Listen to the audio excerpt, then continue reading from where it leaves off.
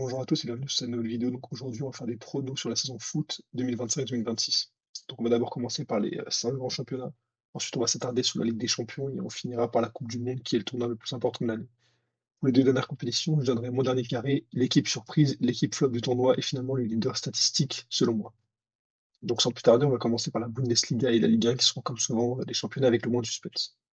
Pour la Ligue 1 d'abord, même si le classement après cette journée peut laisser penser à une course au titre assez serrée, le PSG va l'emporter assez facilement. Ce qui me fait dire ça, c'est le manque d'ambition de toutes les équipes qui affrontent Paris, même lorsqu'ils sont diminués. Le match contre Lille l'a bien montré, même si ça reste un seul exemple. Une équipe qui vise l'Europe tous les ans et qui affronte un PSG totalement remanié avec 9 titulaires absents n'a rien proposé et se satisfait carrément d'un match nul. Alors bien sûr, oui, ça reste qu'un seul match, comme j'ai dit, donc un échantillon très faible, mais depuis des années, et ce qui suit la Ligue 1, c'est très rare de voir des équipes venir jouer le PSG pour les battre avant ou après de grosses échéances européennes ou dans des moments marqués par les blessures comme dimanche dernier.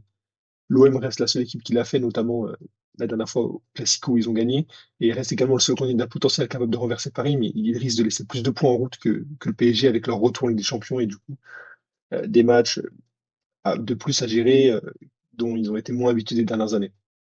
Alors pour la Bundesliga, je vais aller un peu plus rapidement parce que je vois le Bayern la remporter encore facilement, surtout avec des joueurs offensifs aussi en forme et tout simplement un système offensif aussi en forme. Voilà, on voit sur l'image, on voit une très grosse projection et on voit le score très très sévère contre Leipzig, qui est une équipe quand même assez solide, mine de rien, 6-0. Comme je dis, des joueurs offensifs très en forme avec Kane, Olise et Diaz. Et un style tactique qui est bien travaillé par compagnie, une défense qui va de mieux en mieux, même si ça reste leur principale faiblesse, et ça reste peut-être également un chemin exploré sur le mercato hivernal. Il y a trop d'écart avec les autres. Ils ont 4 points d'avance sur Dortmund, qui est déjà deuxième, et qui vont affronter après la trêve, donc ce sera déjà un match déterminant pour la suite du championnat, et pour savoir qui va la gagner. Maintenant, la Liga, donc avec une course au titre qui va être très intéressante à suivre et sûrement légèrement plus serrée que les dernières, où le Barça a quand même bien dominé le Real Madrid dans les confrontations et avait gagné le titre à 2 journées de la fin de la saison. Le championnat va encore se jouer entre ces deux équipes, selon moi, parce que même si l'Atlético a récemment battu le Real de manière impressionnante, leur mauvais début de saison et les matchs incohérents qu'ils produisent contre d'autres équipes bien plus faibles comme le Celta Vigo, ça leur fait pas trop de points et ça les empêche de rester au contact des deux favoris. Mon avis sur le vainqueur, c'est assez simple. Je vois le Barça gagner la Liga encore une fois cette saison. Mais c'est plus parce que je suis inquiet du jeu proposé par Madrid que je suis satisfait du niveau de jeu du Barça. Quand on regarde les matchs du Real, on se rend compte d'un cruel manque de créativité. Donc là, contre l'Atlético, c'est un exemple. Donc c'est Carreras qui reçoit la balle sur la gauche. Il n'y a aucune solution proposée. Les joueurs sont bien trop statiques. Ça arrive très souvent. Et il fait une passe très dangereuse en retrait qui amène à une action très dangereuse. Et sans l'autre qui se retrouvent face à face avec Courtois, une défense assez passive, hein, mine de rien, surtout Chienne dans ce match qui avait été assez mauvais. Donc Xabi Alonso il doit trouver vraiment une solution, parce que leur entrejeu notamment se fait trop souvent dominer par l'entrejeu adverse et la relance est assez catastrophique par moment.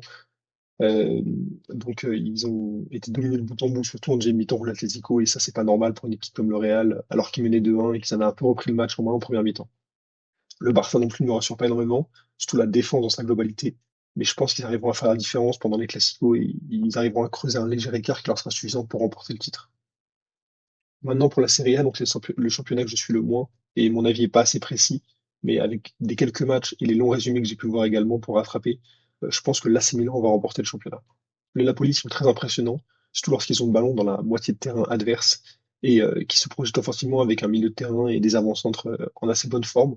On peut le voir quand c'était le match contre l'AC Milan, justement, où ils ont perdu 2-1, où on voit 7 joueurs projetés assez rapidement, avec Zambo-Anguissa, De Bruyne qui est en pivot dans la surface, Politano sur le côté, etc. Mais malheureusement, en contrepartie, ils se font assez facilement trouver défensivement. Donc là, c'est Pavlovic, hein, qui fait une accélération, qui éteint la défense assez vite et qui fait un centre qui amène à une remise de Fofana sur Pulisic qui est le but du 2-0 du coup. Ils ont cassé les deux buts rapidement contre l'AC Milan, contre le Genoa en première mi-temps, ils étaient assez gênés à la relance, par exemple. Je trouve qu'ils ont un peu du mal dans ce domaine-là. Et je trouve du coup l'AC Milan, ils ont plus de maîtrise globale avec un bon contrôle dans l'entrejeu, surtout lorsqu'ils alignent Fofana, Rabiot, Modric. Et ils ont une force offensive très intéressante avec justement à l'image l'un des meilleurs joueurs du championnat en ce début de saison, qui est Christian Pulisic. Ils risquent de lâcher moins de points à long terme grâce à leur solidité et d'avoir des performances plus constantes dans le championnat, surtout que Naples joue la Ligue des Champions et que l'AC Milan ne la joue pas parce qu'ils ont fini huitième la saison dernière après une assez mauvaise saison. Pour terminer sur le championnat qui va être selon moi le plus intéressant à suivre, donc la Première Ligue, les récentes défaites de Liverpool et la victoire d'Arsenal à Newcastle, tout ça, ça a beaucoup rebattu les cartes. Et je pense que beaucoup d'entre nous sont très pressés que la trêve finisse pour pouvoir continuer à suivre la PL, justement. Pour revenir sur Liverpool, leurs recrues ont un peu de mal à s'adapter, à l'exception d'Hugo Ekitike. ce qui complique leur début de saison. Donc Slot doit absolument trouver des solutions avant qu'Arsenal ne s'échappe, car oui, Arsenal, ils sont vraiment très très forts. Donc leur défense, elle est absolument monstrueuse.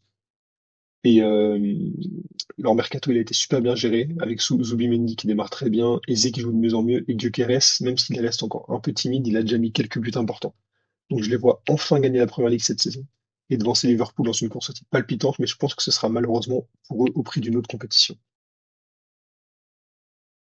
Et donc voilà une transition sur ce qui va encore plus nous intéresser, donc la LDC 2025-2026. Comme je dis au début, je vais plutôt me concentrer sur quelques aspects de la compète, sinon ce serait trop long de s'attarder sur chaque équipe en détail. Donc comme j'ai dit au début, on va faire pareil pour la Coupe du Monde, hein. Je vais donner le dernier carré du tournoi, les leaders statistiques, l'équipe surprise, l'équipe flop, et je vais également donner un hot take sur le tournoi pour terminer. Donc, pour ce qui est de la Ligue des Champions, je pense que les quatre équipes qui formeront les demi-finales seront le Bayern Munich, Liverpool, le FC Barcelone et le Paris Saint-Germain. Et malgré les critiques que j'ai mis à leur sujet, je pense que le Real Madrid ne sera vraiment pas loin de ce stade de la compétition parce qu'ils ont beaucoup d'expérience, ils ont quand même des individualités très en forme. Pour ce qui est du vainqueur maintenant, je vois bien le Bayern l'emporter. Je trouve que leur début de saison est vraiment impressionnant et leur attaque a fait très peur, surtout avec un Harry Kane qui sur des bases d'utilisation vraiment historiques, individuellement même dans l'histoire du football. Vraiment, c'est impressionnant son début de saison. En parlant de Kane, justement, je le vois finir meilleur buteur et meilleur joueur de la compétition. Et je pense que Lamine Yamal finira quant à lui meilleur passeur et probablement le meilleur espoir. Maintenant, l'équipe qui risque de surprendre tout le monde, c'est Tottenham. Ils sont dans plus du temps qui reste très abordable. Sur les 6 dernières journées de la phase de groupe, ils ont fait un mercato solide. Leur début de saison est vraiment intéressant avec une troisième place en PL et 4 points sur 6 pris en Ligue des Champions. Xavi Simons s'intègre de plus en plus au système de jeu. Palinha, il a eu un impact instantané. Ils auront la possibilité de faire jouer Kolo Muani en doublure de Richarlison ou en titulaire s'il est performant, comme il peut l'être dans un championnat tel que la Première Ligue, où il a des qualités quand même athlétiques assez impressionnantes et il est capable de faire des différences dans la finition, etc. À l'inverse, du coup, maintenant, et je reviens justement sur la course au titre de Première Ligue, je vois Arsenal comme malheureusement l'équipe flop de la compétition. Car ils vont se concentrer sur le trophée tant attendu depuis la saison 2003-2004. Et aussi étonnant que cela puisse paraître pour certains, ils vont légèrement mettre de côté la Champions League car la course au titre en PL sera, comme je l'ai dit, assez serrée et ils n'ont pas l'expérience d'un Liverpool dans les années récentes pour gérer les deux tournois simultanément. Pour terminer avec le hot take, je pense que Harry Kane va battre le record de buts inscrits sur une édition Ligue des Champions, qui est aujourd'hui détenu par Cristiano Ronaldo et ses 17 buts lors de la saison 2013-2014. Kane le fera cependant en jouant plus de 11 matchs, ce qui rend le record de CR7 encore plus impressionnant et ce qui montre à quel point il était dominant dans la compétition à l'époque. Nous voilà maintenant rendus sur la dernière partie de la vidéo, mes pronos pour la Coupe du Monde 2026. Donc on va commencer directement et donc dans le dernier carré, je vois la France, le Portugal, l'Espagne et l'Argentine. Je vois de manière tout à fait objective, bien sûr, hein, pas parce qu'on est français, mais je vois la France remporter ce mondial. Parce que je pense que l'expérience, encore une fois, et, euh, et des individualités qui sont extrêmement performantes, surtout offensivement, voilà, le milieu de terrain, ça reste vraiment un peu le point d'ombre pour l'instant. On ne sait pas trop comment ça va se dérouler, comment ça va être. Koné, Rabiot, Kefren Thuram potentiellement, même s'il n'a pas convaincu sur le dernier rassemblement. Mais voilà, je pense que aussi la défense titulaire avec Upamecano Saliba est très solide et globalement, on a une très bonne équipe et je pense qu'on peut largement aller au bout du coup avec l'expérience, comme je l'ai dit. Euh, je vois Nuno Mendes finir meilleur passeur de ce tournoi et Kylian Mbappé finir meilleur buteur et meilleur joueur de la compétition. Non seulement ça, mais je pense que cette seule victoire en Coupe du Monde où il va performer comme à son habitude fera lui le vainqueur du Ballon d'Or 2026 malgré une saison collective moyenne avec Madrid. Donc c'est mon hot take sur ce tournoi un peu indirectement. Je pense que les performances de Kylian Mbappé et la victoire de la France feront de lui le Ballon d'Or parce qu'on a très bien vu les dernières années que la Coupe du Monde, elle peut prendre le dessus sur tout ce qui s'est passé le reste de l'année, comme avec Messi en 2023 notamment. Alors maintenant, pour l'équipe surprise, je vois bien l'Équateur se hisser jusqu'en quart de finale du tournoi. Ils ont réalisé d'excellentes qualifications à la Coupe du Monde en étant la meilleure défense de la poule du groupe américain. Et en plus d'avoir des individualités qui sont très performantes en Europe, avec Pacho et Caicedo notamment, qu'on peut voir à l'image ici lors de la Coupe du Monde 2022. Ils ont un bon collectif et sont une équipe qui c'est très difficile à jouer pour toutes les autres nations. Parce que comme je l'ai dit, très bonne défense et ce sont les équipes sud-américaines en général, le football de club comme le football de nation, c'est très très difficile à jouer. Surtout pour les clubs européens qui ne sont pas habitués parfois à l'impact physique, etc. Et pour les nations européennes également qui sont un peu moins habituées à jouer de la façon sud-américaine. Pour finir cette vidéo, je vois le Brésil et l'Angleterre comme les deux équipes flop de la compétition. Donc ce sont de très bonnes nations avec d'excellentes individualités encore une fois, mais il leur manque quelque chose pour aller au bout d'un tel tournoi. Pour le Brésil, d'un côté, je pense que ce sera un problème de cohérence générale de l'effectif, avec des postes qui sont bien trop chargés par rapport à d'autres, notamment l'attaque comparé au secteur défensif. Il y a également une liaison bancale entre la défense et le milieu de terrain, qui me semble justement ce milieu de terrain insuffisant. Concernant l'Angleterre maintenant, je pense que c'est plus lié à l'aspect défensif spécifiquement. Contre le Sénégal notamment, on a pu voir des fragilités assez marquées, et même si je pense qu'ils ont l'un des 3-4 meilleurs secteurs offensifs du football de pays, ce sera pas suffisant pour remporter le mondial. Voilà, donc on arrive à la fin de cette vidéo, j'espère que vous aurez apprécié. N'hésitez pas à me donner votre avis en commentaire, ce que vous avez pensé, et comment voyez-vous ces 3 parties de la saison se dérouler. Donnez-moi vos vainqueurs, dites-moi votre take, ça m'intéresse, on pourra peut-être en faire une autre vidéo. Voilà. Très bonne journée à vous, et abonnez-vous, et voilà, likez la vidéo, le mec.